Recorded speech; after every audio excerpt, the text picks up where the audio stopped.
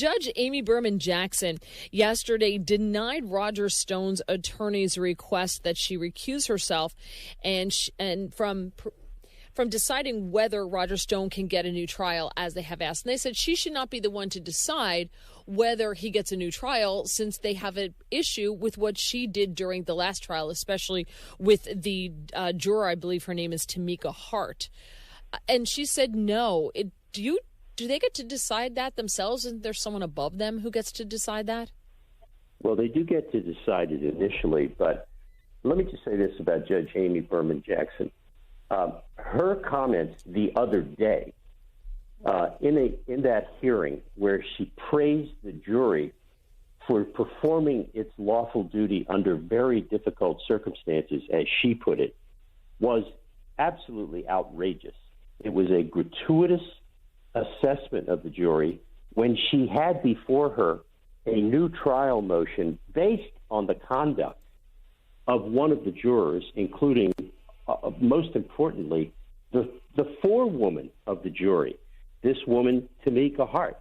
I don't think there's any doubt that there has been a massive failure of jury selection in that case. How does Tamika Hart get on that jury? There is no way, if voir dire, that is jury questioning, which is called voir dire, is conducted properly, that woman ever makes it onto the jury. This is a massive failure by Judge Jackson. It's pretty obvious that Judge Jackson doesn't like Stone, doesn't like Trump, doesn't like this administration. Some of her comments have been absolutely ridiculous. She may get to decide initially, but ultimately these cases end up going to higher courts, and then they're dealt with that way. But also, if she sentences to Roger Stone, if she already has, she's given him, I think, 40 months. Right. Bottom line is, if she ever says you're going right now, the president's going to commute a sentence. I don't know that. I haven't spoken with the president, but I just know instinctively the way the president is acting and behaving and talking, which is that he is in full control of his presidency right now as a result of the acquittal in the impeachment, this disgraceful impeachment. And so what you're seeing is a president understanding his powers and exercising them. Well, let's talk about that a little more, actually, because Rick Grenell, who was recently ambassador to Germany, is now taking over as the acting director of national intelligence. And he's on a mission, we see reports, to clean house within the intelligence community. What do you make of the appointment of Rick Grenell and what we can expect next? Well, Victoria and I have known Rick for many years. He is a superb individual. We chatted with him recently at dinner, and I must tell you, he is prepared for this role and has prepared for this role all of his life. The first director of national intelligence, lest everyone forget, was also a diplomat with no intelligence experience. His name was John Negroponte. He was an ambassador to Central American countries, very, very fine diplomat. Rick Grenell has worked at the UN. He's been the ambassador to Germany, where he has done one of the most superb ambassadorial jobs in this administration, dealing with Angela Merkel, which is a handful by any description. The problem with Rick Grenell is that he's good. That's what's driving people crazy. He is a tough cookie. He doesn't suffer fools gladly. He is a brilliant strategist and theoretician. He is a superb diplomat, and he knows exactly how to deal with a bureaucracy, and that's what is frightening the hell out of people in the intel community. And you know what? That's really good, because those people need a thorough house cleaning, and this goofy briefing of the House Intelligence Committee by this woman, Shelby Pearson, is the best example of why the House has to be cleaned.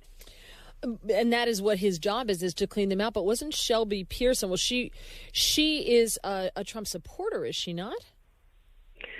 You know what? That may very well be. I don't know. But if she is, she's a dumb one. Okay. Because nobody goes and gives that briefing on Capitol Hill without making sure that the White House, A, knows that it's going to happen and what the substance of the briefing is going to be. And then we are told that she mismanaged the briefing. She didn't have the actual intelligence that she claims to have been talking about. She went out over her skis.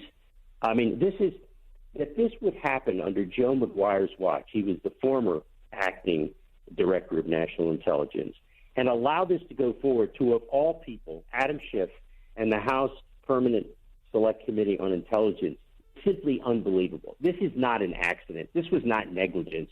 This was a purposeful subversion of the President of the United States. And the reason Maguire was removed had nothing to do with the fact that his time was up in mid-March. It was this briefing. And it was time. And boy, I'll tell you, the president is not wasting any time with people. No, it doesn't seem like it at all. Not anymore, at least. On this issue of so-called Russian interference, so they get the briefing at the House Intelligence Committee. Of course, it's immediately misconstrued to the press that there's some sort of intelligence suggesting explicitly that Russia wants to help Trump. And now we get reports over the weekend that Bernie Sanders similarly is a target of support by the Russians. And this is just becoming a redux of everything that went down in 2016, just sort of the swirl of rumor about Russians' intentions and what's happening in the election.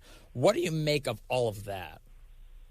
This is Russia redux. It was done purposely by Adam Schiff to do exactly what we saw happen, which is as soon as the report, the briefing was made, even though it was a briefing that was based on no substantive intelligence. Remember, Rick Grenell said, as soon as he was sworn in, I want to see all of the underlying intelligence that went into that briefing to the House Intelligence Committee. He got the information and found out that it was non-existent, that this Shelby Pearson had basically made it up out of the vaguest type of intelligence. So why did that happen?